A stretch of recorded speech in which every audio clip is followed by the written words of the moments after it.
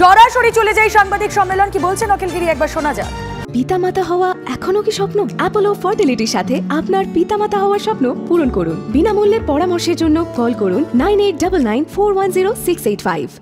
তার মানে বন দপ্তরে দুর্নীতি হচ্ছে এবং আপনার কাছে সেই খবর ছিল, আপনি আগে মন্ত্রিসভায় জানাননি কেন, বা আপনি কি আগে কোনো পদক্ষেপ? আমি এর আগে আমার কোনো খবর ছিল না, আমি সেদিনকেই জেনেছি। আপনি ভিডিওতে বলছেন যে বন দপ্তরে একাধিক দুর্নীতি রয়েছে যেগুলো আমরা ফাঁস করে দেবো। সেটা কাঠের ব্যাপার বলেছিল, টাকার ব্যাপার বলে গ্রামের লোক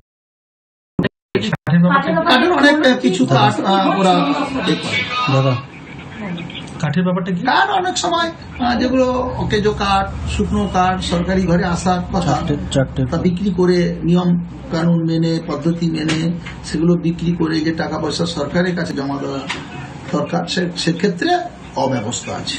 অখিলবাবু, একটা বিষয়, এই যে দল এই সিদ্ধান্তটা করা সিদ্ধান্ত যেটা নিল, তার সঙ্গে কি আপনার তার আগে কি আপনার সঙ্গে কোনোভাবে দল কথা বলেছে যে কোন পরিপ্রেক্ষিতে? অখিলগিরি সাংবাদিক সম্মেলন আমরা দেখছিলাম এবং সাংবাদিকদের মুখোমুখি হয়ে তিনি ঘটনার ব্রিফ দিচ্ছেন। কেন তিনি বলেছিলেন এ কথা, কি কারণে, বন দপ্তরে কি দুর্নীতি রয়েছে এবং তা কি তিনি জানিয়েছিলেন মন্ত্রীকে, এই নিয়ে সাংবাদিকদের প্রশ্নের মুখোমুখি অখিলগিরি। তার পাশাপাশি তৃণমূলের যেই কড়া পদক্ষেপ, অবিলম্বে অখিলগিরিকে পদত্যাগের যে নির্দেশ দেওয়া হয়েছে, তারপর তার কি রিয়াকশন শোনা যায়। আমি সে ব্যাপারে আমি কোনো মন্তব্য করব না। আমাদের সর্বোচ্চ সেটা সেই নির্দেশটাই না আমার কাছে না না না আমার কাছে কি অপশন ছিল? কিছুই অপশন ছিল। আপনাকে বলা হয়েছিল ক্ষমা চান অথবা আপনি না, এই কথা বলা কি বলা হয়েছিল একটু বলুন। না না আমাকে বলা হয়েছিল যে মুখ্যমন্ত্রী পদত্যাগ করতে সুব্রত বক্সিকে বলেছে, সুব্রত বক্সি আমাকে টেলিফোনে বলেছে তোমাকে মন্ত্রিসভা থেকে পদত্যাগ করতে বলেছে। সেটা কবে বলেছে? আজকে এই 2:30-3টার সময়। আপনি কি আগামীকাল কি পদত্যাগ? হ্যাঁ, পদত্যাগপত্র আমি লিখে ফেলেছি। পদত্যাগপত্র দল থেকে আসার পরে আমি লিখে ফেলেছি এবং সেটা আমি পদত্যাগ কালকেই মুখ্যমন্ত্রীর হাতে দিয়ে দেবো। কোথাও কি কঠোর সিদ্ধান্ত দল নিল, মানে এইরকম একটা বিষয়? না, সেটা দল যেভাবে সিদ্ধান্ত নিবে সেটা তো আমাকে মেনে চলতে হবে। এটা কঠোর হলো কি নরম হলো দল বুঝবে, কিন্তু কঠোর হলে হবে। প্রথম দিনের পাশে আমি সবসময় আছি এবং ওই অসহায় মানুষরা যাতে কোনোভাবে যারা বঞ্চিত না হয় সেসব ব্যাপারে আমি তাদের পাশে সবসময়। তৃণমূল কংগ্রেসের প্রথম দিনের সৈনিক, কংগ্রেসেরও একই সঙ্গে মমতা বন্দ্যোপাধ্যায়ের সঙ্গে আপনি রাজনীতি করেছেন। দীর্ঘ এত বছর রাজনীতি জীবনে, এতবারের বিধায়ক, এতবারের মন্ত্রী, তারপরে এই ধরনের সিদ্ধান্ত একটা কোথাও কি একটু কষ্ট লাগছে? আমি তো দলের বাইরে নয়, আমি যতবারই এমএলএ হই না কেন দল আমাকে টিকিট দিয়েছে, এমএলএ করেছে, মন্ত্রী করেছেন মুখ্যমন্ত্রী, তো তার বাইরে তো আমি কোনো যেতে পারি না। আমি নিশ্চিতভাবে সেই কথা আমি মেনে চলবো। মুখ্যমন্ত্রীর সঙ্গে কি কথা বলবেন আপনি? না, আজকে কোনো কথা বলবো, কালকে পদত্যাগ পত্র দেওয়ার সময় কথা বলবো। গতকাল থেকে এই যে পরিস্থিতির সম্মুখীন হতে হলো, ঘরে বাইরে একটা চাপ তৈরি হলো, দীর্ঘদিনের রাজনৈতিক ব্যক্তিত্ব আপনি, পূর্ব মেদিনীপুর, অবিভক্ত মেদিনীপুরের তৃণমূলের সৈনিক, দলের প্রতি কি এটা নিয়ে দল প্রতি আপনার প্রতি বেশি একটু কড়া হলো বলে?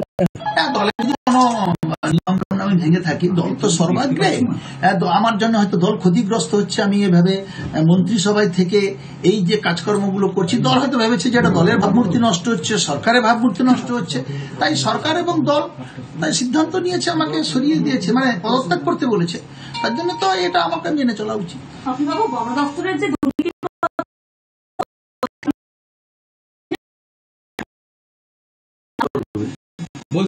মুখ্যমন্ত্রী যেহেতু তিনি এখন মুখ্যমন্ত্রী, তো এই পদত্যাগের কথা দলের থেকে বলাটা ঠিক নাকি সরকারের পক্ষ থেকে বলবে?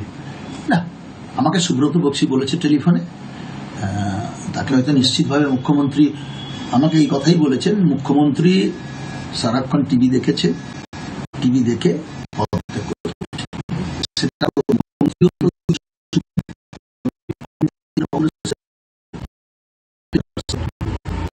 সভাপতিকে বলেছেন, আমি পদত্যাগ করে নিয়েছি। দলের অভিভাবক হিসেবে মুখ্যমন্ত্রী নির্দেশ, দলের রাজ্য সভাপতির পক্ষ থেকে এই নির্দেশটা কি মেনে চলবেন না সাধারণ মানুষ বা আপনার এলাকার যারা ভোটার তাদের পাশে থাকবেন? না না, আমি পদত্যাগ করে দিয়ে সাধারণ মানুষের পাশে থাকবো। মানে ব্যক্তি অখিলগিরির লড়াইটা জারি থাকবে? ব্যক্তি অখিলগিরি, ওখানে আমি তো পদত্যাগ করছি মন্ত্রিসভা থেকে, কিন্তু আমি তো ওখানে এমএলএ থাকবোই রামনগরের। আমি এমএলএ হিসাবে, জনপ্রতিনিধি হিসাবে আমার লড়াই চলবে। অখিলবাবু, একটা প্রশ্ন, গতকালের যে ঘটনাটা আপনার সঙ্গে রেঞ্জারে বাদানুবাদ, তারপরে দলের থেকে আজকে ঠিক কি নির্দেশ এলো? বললাম তো, হ্যাঁ, কি দল থেকে নির্দেশ এসছে 2:45 এখন কথা হলো 2:45 নাগাদ আমাকে ফোন করে বলেছে, সুব্রত বক্সী নিজে ফোন করে বলেছে পদত্যাগ করতে, এবং বলেছে যে মুখ্যমন্ত্রী কালকে সারাদিন এই ঘটনাটা টিভিতে দেখেছেন, কিছু পর্যবেক্ষণ করেছেন, পদত্যাগ করতে বলেছে। আপনি পদত্যাগ করছেন? হ্যাঁ, আমি লিখে ফেলেছি, বললাম। আচ্ছা, মেলে কি পাঠিয়ে দিয়েছেন? পাঠানো হয়নি, পাঠিয়ে দেবো।